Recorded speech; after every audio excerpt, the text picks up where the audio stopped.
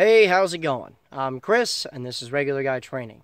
And for those of you that missed the last video where I was wearing this shirt, yet again, this is the only shirt from Grunt Style I've ever actually liked because it's not ridiculously obnoxious. And also, fuck this guy. So, let's go ahead. I did a video that was on, pros, cons, challenges with putting a red dot on a pistol. Now we're going to review the Trijicon RMR on its own. So there will be a couple of references to the last video that I did. If you missed it, go ahead and watch it. Shameless plug. But we're going to go ahead and review this guy, right? Now, this is the Trijicon RMR. This is the Gen 1, or Type 1, not the Type 2. Just full disclosure there. And we're going to go ahead and talk about it here. Now, for those of you that are wondering, this is the manual adjustment. I think it's the RMO6. Correct me if I'm wrong, but I think it's the RMO6. Hold on. Let me see the thing. Yeah, it's the RMO6. The only real way that I can tell that this is the type of model that it is, in all honesty, is that it has the 3.5 minute dot versus like the 6 or whatever. So let's go ahead and get into it. Now, first and foremost, this guy's been great. Okay, I have absolutely heard of a bunch of different issues with them before. Number one, there aren't a bajillion redundancies as far as battery contacts, so I've heard of people having flickering issues with their dots, especially since these weren't designed to be slapped on the slide of a pistol. A lot of guys that do slide work will fit the individual optic to the slide, which is great. A lot of guys have issues with like the Glock MOS to where it's just a CNC type deal where they have like a blanket cut for everything, and that tends to, from what I've heard, that has had a couple of issues with a couple of different results from it. The one is that the plate wouldn't fit perfect underneath the optic here, so you'd have the flickering issue. Another one is that there was a guy that I know that had his Gen 1 or Type 1 RMR on a Glock MOS to where the screw holes in the slide weren't quite deep enough to where it would only thread a couple of times, and he was having issues with the optic coming loose. Ugh, that kind of sucks. But I will say that as far as it goes, I've had no issues with the Pro Series core. Great. I've had no issues with the plates to affix them to. No flickering. None of that shit. Another issue that a lot of people have, let me know of is that they'll start to chase zero after a while, especially if they're beating it on stuff or if they just shoot a lot, right? Once they put a little more than several thousand rounds, like once you get to 6, 7, 8 to 10,000, they were having issues as far as needing to chase a zero, or because they're chasing a zero over a length of time, they just run out of the ability to make the corrections that they need, which kind of sucks, right? Now, this guy is at about 6,000 rounds now. I've had no issues with that whatsoever. I may give you guys an update on that, letting you know when maybe I kill this Type 1. But the cool thing about Trijicon is that they did come out with the Type 2, and if someone kills a Type 1 and sends it back to them, they'll send you back a Type 2, because most of the time these guys are getting slapped onto pistols rather than rifles. Now, individual features on the pistol itself, right? The manual adjustment one that I have to essentially sets it up to where you can see the little plus, the positive or the more bright, and then you see the less bright button, and that works great. I've never had any issues with that. It's very definitive, and it's pretty fine actually too, to where there's a lot of individual adjustments that you can make pertinent to the time of day that you have, which is awesome, right?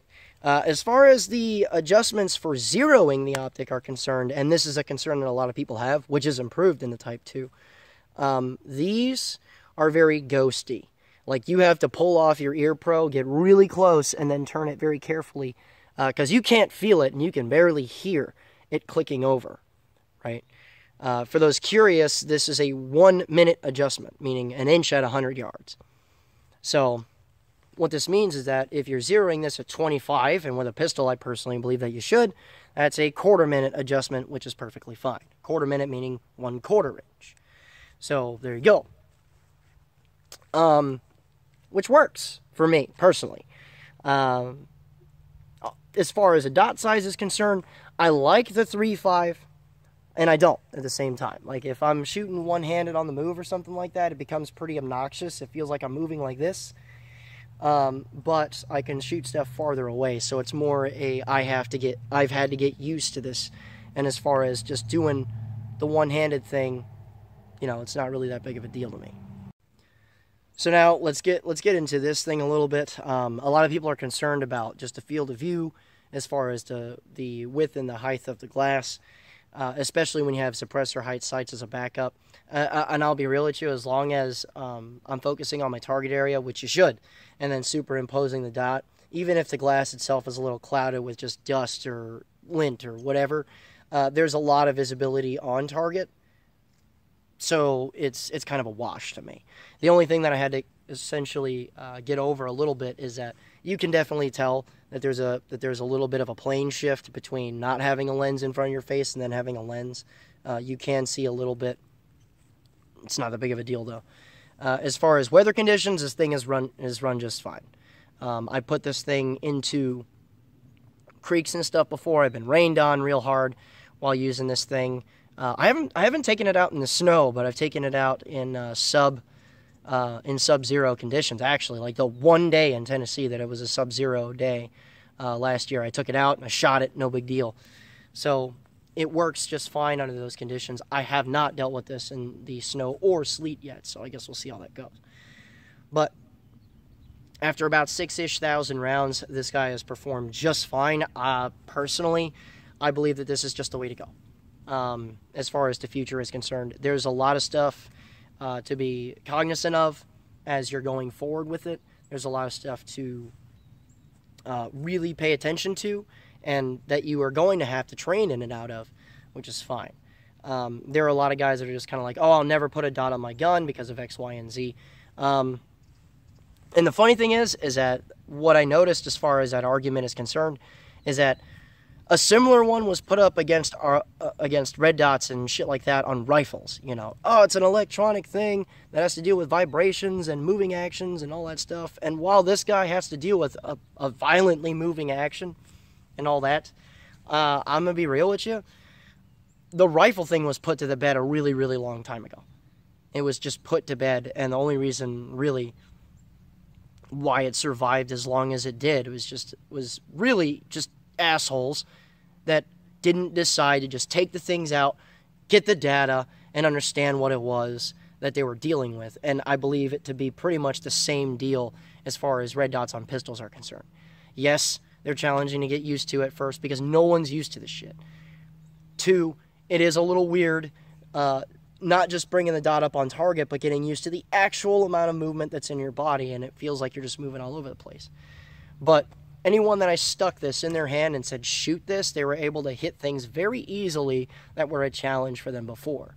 So if there was, and another argument really, is that, oh, it's just another thing to spend money on. Get good with your gun, son. I understand that argument entirely, and I agree with it to a point. But if you understand what it takes to shoot well with a set of iron sights, and this includes a rifle, if you understand what it takes to shoot well with a set of iron sights, and then you see an avenue to where you can not just get up on target a little bit faster, but have a huge field of view, have the ability to track your target and stuff like that, and just it's an all-around more efficient, more effective thing to add to what it is that you already know, why the fuck wouldn't you do that? I'm just saying, really. I mean, it makes no sense to willfully ignore more effectiveness. It really doesn't. It doesn't make any sense to me. So if you're on the fence, I'm going to tell you right now, do it. Just do it. Yes, you're going to have a bunch of dry fire practice to do. Yes, you're going to have to mess with a little bit of hand-eye coordination because it does sit a little bit higher over the glass.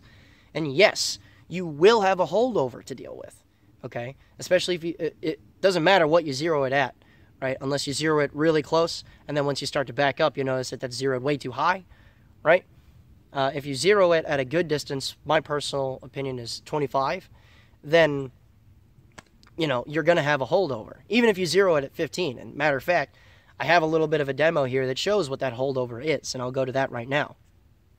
All right, so here's what we're going to talk about as far as the holdover, right? Obviously, you guys have seen that I shot this guy a bunch. I taped this up. You see a little bit of a shrap wound there, but that's about it. And I'm going to hold for the very center of this little box guy here, right? Behind me, I have barrels set at 3, 7, and 10 yards. And what we're going to do here is I'm going to go ahead and leave this camera in place. I'm going to have it zoomed on the head so that you guys can see what's what. And we're just going to go ahead and do our shooting so you guys can see the difference in holdover at the different ranges that we're doing. So, all right, going to put about 3-ish rounds at each range, and we're going to start at 3 yards.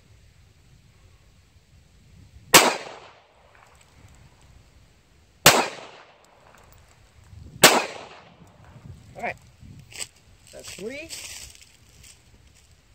We're at 7 now.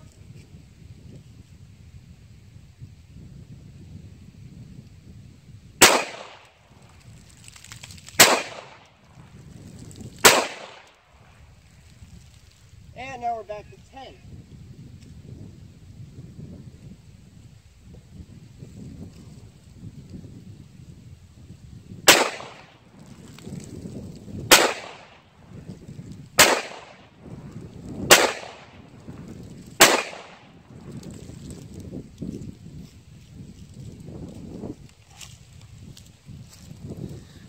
So, essentially inside of the zeroing range that it says on the box itself, right, and on the box it says about 15 yards, you can see that essentially this guy is a new hole right here, right?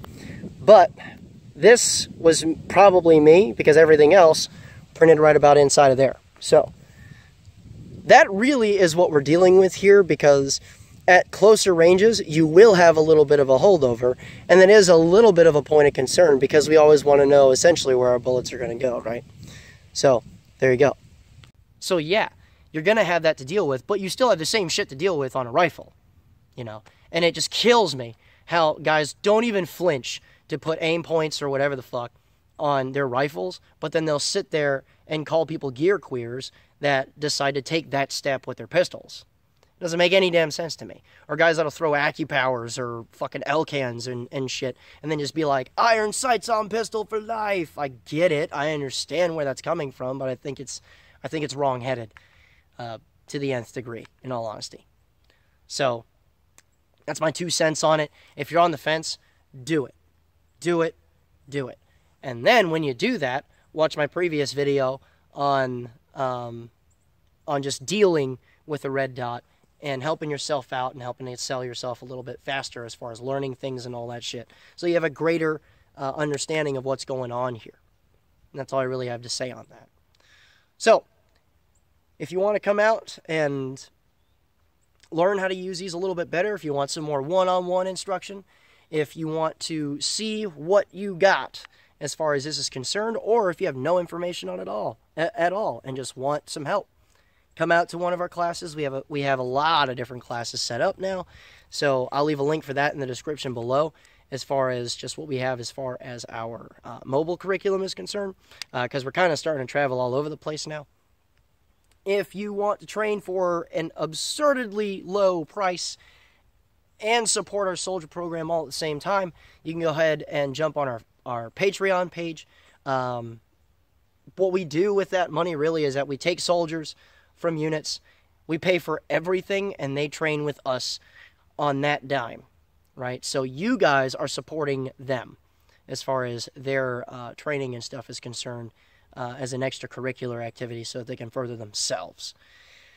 As far as you are concerned, if you sign up on a $35 per month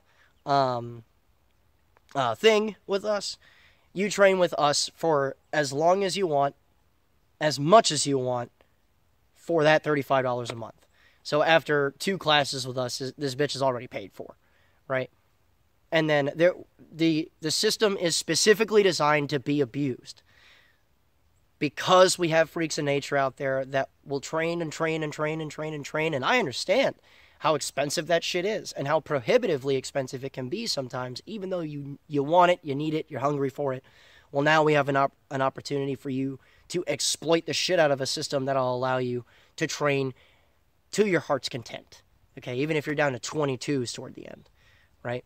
Before taxes, before you can afford regular bullets, right? So come out and do that with us. I believe it to be highly important, and I've never seen anyone do a system similar to it. So take advantage of it, okay? Now, if you want to jump on our discussion page on Facebook, ask questions, do whatever, make posts, throw out data, important things that are coming up. I'm not omniscient, okay? I don't know everything that's going on. So if you want to make posts there and have little discussions about the what for and why is, you can go ahead and throw that in there by just joining our discussion page on Facebook. I'll leave a link for that and all this crap in the description below as far as our website and Patreon. So there you go. But with that being said, guys, remember, a regular guy's firearm is the last defense against tyranny. Be easy. And once again, fuck Bergdahl.